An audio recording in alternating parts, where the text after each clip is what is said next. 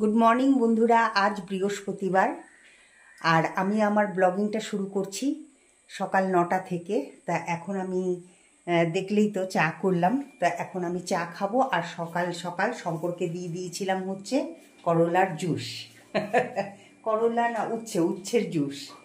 তা উচ্ছের জুস খেয়েছে শঙ্কর, আর আমি এখন খাবো হচ্ছে আমার ব্ল্যাক টি। তা সারাদিন থাকো আর দেখতে থাকো আমার ব্লগিং, ঠিক আছে? আজ যেহেতু বৃহস্পতিবার, তা দেখতেই পাচ্ছ শঙ্করকে পাঠাচ্ছি একটু দোকানে, কারণ আজ খাবো হচ্ছে ব্রেকফাস্টে পুরি আর সবজি, আর সাথে তো মিষ্টি থাকবেই, সে তো আর বলার কথাই না।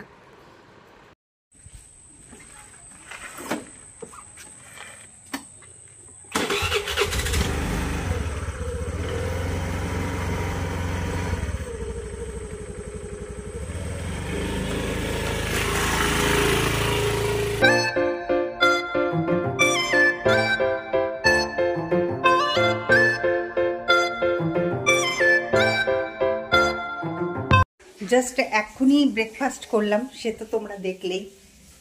আর ওইদিকে ললিতা চলে এসছে। ললিতা, আমাকে একটা হচ্ছে সে কাপ দাও, আর হচ্ছে ওই যে একটা বাসন দাও, ও জল ওভারফ্লো হয়ে গেছে। দাও।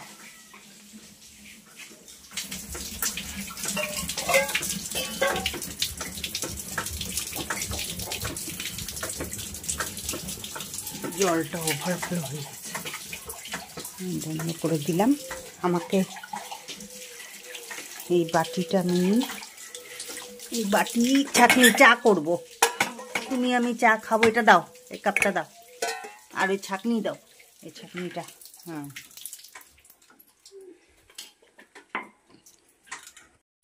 আচ্ছা ললিতা, এই যে তোমাদের হাতে যে এই যে এগুলা কি, এগুলা তোমাদের করতে হয়? বলো না বৌদি, বলো না গো। আমার দিদিদের কারো নাই, আমাকে দিয়ে দেবে আমার মা, আমার চিহ্ন। কোনোদিন যদি মরে যায় তাহলে এটা দেখলে তো বলবা আমার মা চিহ্ন। কি করবো, ছোট ছেলে লাকড়ি আনতে গেছি, হ্যাঁ, তো গুড় নিয়ে এসে রাখছে। না আমি সব আদিবাসীদেরই দেখি, এটা কি তোমাদের কি নিয়ম নাকি? আর নিয়ম না, তাহলে আগেকার আচ্ছা, এটা গোদনা না থাকলে আমাদের হিন্দুর মধ্যে হ্যাঁ খাইতো না জল, বুঝছো? ও তুমি আমাদের সে নাই, ও খানদানের গোষ্ঠীর নাই। হ্যাঁ, আচ্ছা, দাও এটা। এখন কিন্তু নতুন মডেল হয়েছে, এখন কেউ দেয় না, বুঝছো?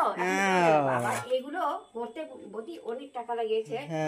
এই বড় হয়ে গেছিল দুটা হাত, কষ্ট হয় তো। যখন 7টা সুই দিয়ে, এখন মার বুকের দুধ দিয়ে, হ্যাঁ কাজল বসাই নিয়ে তারপরে এটা যখন যে এটা গোদনা হচ্ছে না, শূন্য হয়ে গেছে হাতগুলো, তখন বোঝা যায় না, বুঝছে? পরে বুঝলা ওইটাই। গোবর হলুদ দিয়ে পুরা মালিশ করছে এটা। আচ্ছা বাবা গোদনা করছে তখন অত ব্যথা করে, কিন্তু ধুইতে গিয়ে অনেক ব্যথা করছে। আমার বোন নাই, আমার দিদির নাই। আমার বুড়া হয়, এই যে বুড়ি হয়ে গেলাম, উনিও বুড়া হয়ে আমার কোনোদিন ঘুরাইতে নিয়ে যায় না। কেন কি আমার বুড়া দেখতে মানে কালোর মধ্যে বাঙালির মতন আছে, বুঝছো? মানে ও তোকে সত্যি বলি নিয়ে যায় না গো, জানো? আমার বুড়া সবাই বলে তো, বাঙালি ছাড়া কেউ বলে না। আজকাল কি বলতো, সকালবেলায় আমার লাল চা তো খাওয়াই হয়, তারপরে যেই নাকি ললিতা আসে অমনি আমারও কিন্তু একটুখানি ললিতার সাথে দুধ চা খেতে ইচ্ছে করে। তা সেই জন্য দেখতেই পেলে যে আমি ওখান থেকে চায়ের বাসনটা নিয়ে এলাম। তো এখন আমি চা বসাবো, তারপরে আমি আর ললিতা দুজনে মিলে বসে খাবো। কারণ কি বলতো, একা কিন্তু দেখবে কোনো কিছুই খেতে ভালো লাগে না, সে চাই হোক আর খাওয়ারই হোক, যে কোনো খাওয়ারই হোক, মনে হয় জানি সবাই মিলে বসে খাওয়ার যে আনন্দটা, সেটা কিন্তু একার মধ্যে না, তাই না? কি আমি ঠিক বললাম তো?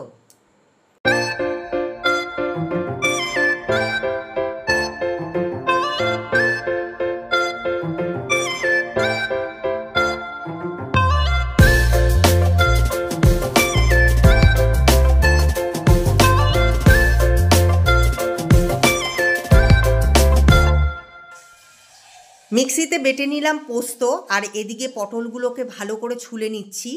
পটলগুলো না শঙ্কর বেশ বড় বড় নিয়ে এসছে, তা ভাবলাম যে পটল পোস্ত করি, অনেক দিন পটল পোস্ত করা হয় না।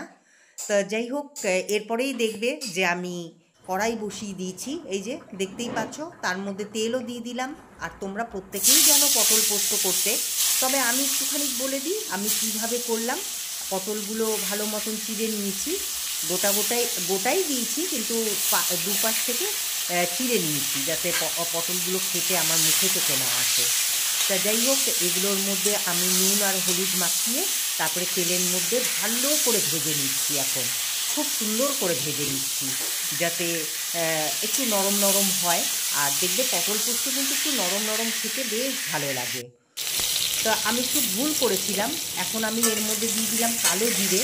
তবে দেখতে পাচ্ছ তো আমি কিন্তু পটলের খোসাগুলো ছাড়াইনি, খালি দা দিয়ে ওপরের যেটুকুন খোসা সেটাকে একটুখানি ছাড়িয়ে নিয়েছিলাম, যার ফলে একটু মানে খেতে অতটা ভালো লাগেনি যতটা এর আগে আমি করেছিলাম। তো যাই হোক, আমি এরপরে যখন করব তখন পটলের খোসাগুলো ছাড়িয়ে নেব। তো যাই হোক, খেতে যে খুব খারাপ হয়েছিল তা না। তা আমি এই যে পোস্তটা ঢেলে দিলাম, আর এর মধ্যে দিয়েছিলাম কাঁচা লঙ্কা, যার জন্য কালারটা সবজি এসছে। আর এর মধ্যে দিয়ে দিচ্ছি এখন হলুদ। তো হলুদটা দেওয়ার পরে কিন্তু কালারটা বেশ ভালোই আসছিল। আর দিয়ে দিলাম হচ্ছে স্বাদ মতন নুন। তা নুন দিয়ে এখন আমি এটাকে ভালো করে নেড়ে চেড়ে নেব। তারপরে একটা ঢাকনা দিয়ে ঢেকে নেব, তারপরে আর কি, তারপরে নামিয়ে নেব।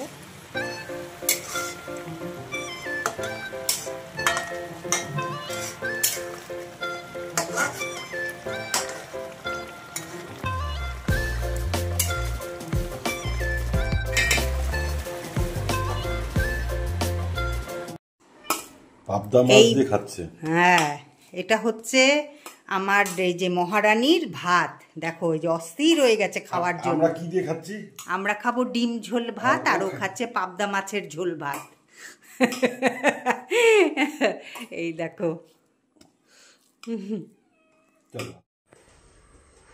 আকাশে মেঘ আছে কিন্তু অল্প নীল উকি দিচ্ছে, আর দেখো কিরকম রোদ উঠেছে। কালকে অনেক বৃষ্টি হয়েছে, কিন্তু আমরা এক ফোঁটাও টের পাইনি কালকে। খাও খাও খাও। এই যে এটাকে রোদে দিয়েছি, যদিও এখানটা ছায়া। কি ব্যাপার, খেলো না ও? কে?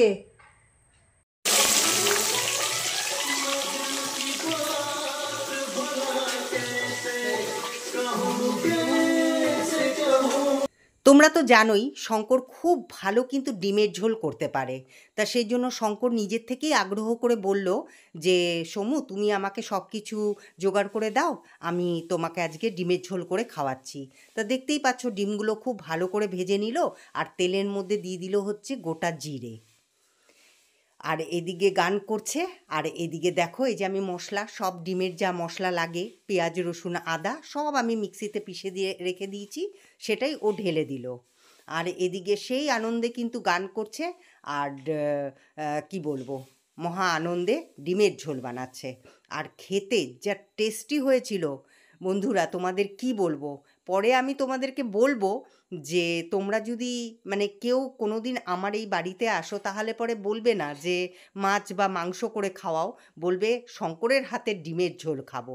ঠিক আছে, তোমাদের কিন্তু আগের থেকেই বলে দিলাম। তো এখন এই যে ঝোলটা, তো এই যে সব কিছু তো মশলা দিয়ে দিয়েছে, এর মধ্যে দিয়ে দিচ্ছে এখন পরিমাণ মতন হলুদ। আর হ্যাঁ, হলুদই দিচ্ছে এখন, পরে আবার ইসে করবে। আমি তোমাদের সাথে একটুখানি শেয়ার করছি, কারণ এত টেস্টি হয়, কি করে যে এত টেস্টি হয় আমি বুঝতেই পারি না। কারণ আমিও কিন্তু ওরকমভাবেই করি, কিন্তু আমার সেই টেস্টটা আসে না। আসলে এটা মনে হয় হাতেরই গুণ। আর এখন দিয়ে দিচ্ছে হচ্ছে গুঁড়ো লঙ্কা, মানে লঙ্কার গুঁড়ো, যাতে একটুখানি মানে কালারটা আসে।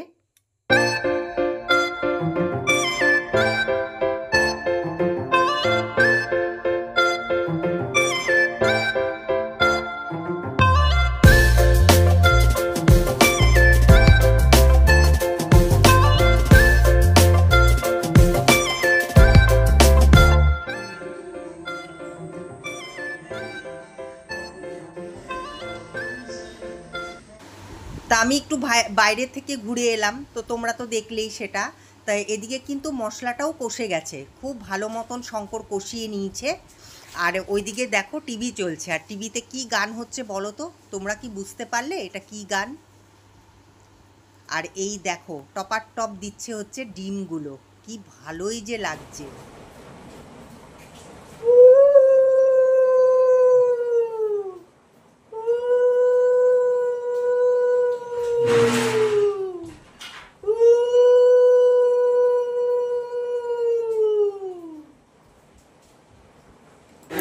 শঙ্করে তো সুন্দর করে রান্না করলো, আর সেটা তোমাদের সাথে শেয়ার করবো না ফাইনাল লুকটা, তা তো হয় না। এই দেখে নাও, তোমরা তো ডিমের লুকসটা দেখেই বুঝতে পারছো কতখানি ভালো হয়েছে। তবে পটলের যে আমি পটল পোস্ত করেছিলাম, খেতে খুব যে খারাপ হয়েছিল তা না, তা ভালোই হয়েছিল। তো যাই হোক, মনের মতন হয়নি। আর এদিকে করেছি হচ্ছে ভাত। তো শঙ্করকে তো দেখলেই যে শঙ্কর বসে গেছে খেতে।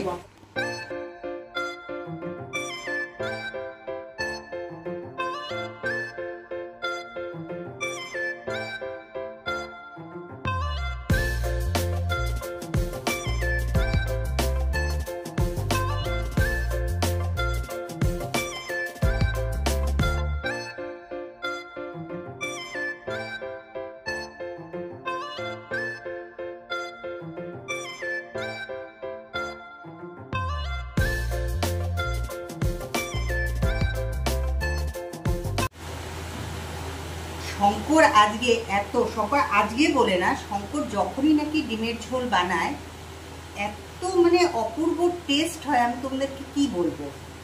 মানে আমার বাড়িতে এলে পরে না, তোমরা মাছ মাংস ছেড়ে না এই ডিমের ঝোল খাবে হাতে, মানে শঙ্করের হাতে। এত টেস্টি হয়েছে, এত টেস্টি, সত্যিই তাই, খুব টেস্টি হয়েছে। আমি কিন্তু ডিম অতটা খাই না, আমি ডিম অতটা ভালোবাসি না, কিন্তু আজকে আমি 2টো ডিম খেলাম, এতটা টেস্টি হয়েছে। তার মধ্যে আমি আবার লেবু চিপে নিয়েছি, আরও টেস্টি হয়েছে, আরও। Thank you. না না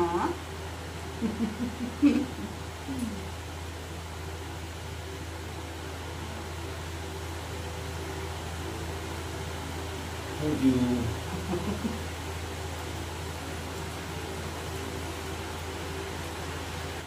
এখন ঘড়িতে বাজে 5:45, আর ঝিরঝির করে বৃষ্টি পড়ছে, সেরকম জোরে বৃষ্টি পড়ছে না। আর একটু বাদে এই আধ ঘন্টা 45 মিনিট বাদেই হয়ে যাবে অন্ধকার। তা এখনও আমি চা বসাইনি। তো চলো রান্নাঘরে যাই, রান্নাঘরে গিয়ে চা বানাই।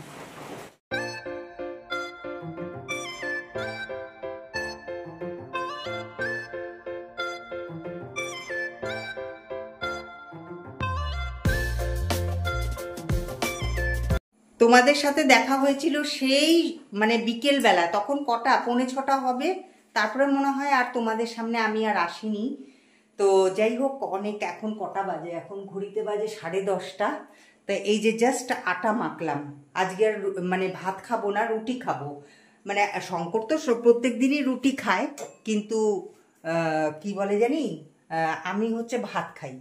তা আজকে আমিও রুটি খাবো শঙ্করের সাথে সাথে। এত সুন্দর ডিমের ঝোলটা বানিয়েছে শঙ্কর, যার জন্য কি বলতো ভাবলাম যে না, এটা রুটির সাথে দারুণ লাগবে খেতে। তো এই যে রুটি বানানো হচ্ছে, এই যে শঙ্কর সব রুটিগুলো ছেঁকে দিচ্ছে। তা চলো রুটি বানানো হোক, তারপরে একবারে খাওয়ার টেবিলে তোমাদের সাথে আবার দেখা হচ্ছে। রুটি তৈরি হয়ে গেছে, আর আমরা কিন্তু খেতেও বসে গেছি। ওই যে দেখো, ওখানে শঙ্কর খাচ্ছে, আর এখানে আমারটা নিয়ে বসে গেছি।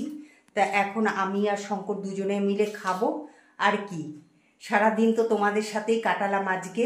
তা আজকে আমি মানে আজকের যে ব্লগিংটা করেছিলাম, তা ভেবেছিলাম যে বিকেল অবধি করে তারপরে পোস্ট করে দিব, কিন্তু শরীরটা না একদম ভালো লাগছে না, কিরকম জ্বর সর্দি হয়েছে, তার জন্য আর পোস্ট করলাম না। তো ছোট একটা মিনি ব্লগ পোস্ট করেছি, আশা করি তোমরা সবাই দেখেছো। তো যদি ভালো লেগে থাকে তাহলে পরে কমেন্ট করো কিন্তু, ঠিক আছে, মিনি ব্লগে। তো চলো আজকের মতন তাহলে পরে এখানেই গুড নাইট জানিয়ে দিচ্ছি। তোমরা খুব ভালো থেকো, সুস্থ থেকো, নিজেদের খেয়াল রেখো। আমার এই ব্লগিংটা যদি ভালো লেগে থাকে তাহলে পরে অবশ্যই লাইক, শেয়ার আর কমেন্ট করতে ভুলো না। চলো টাটা, গুড নাইট।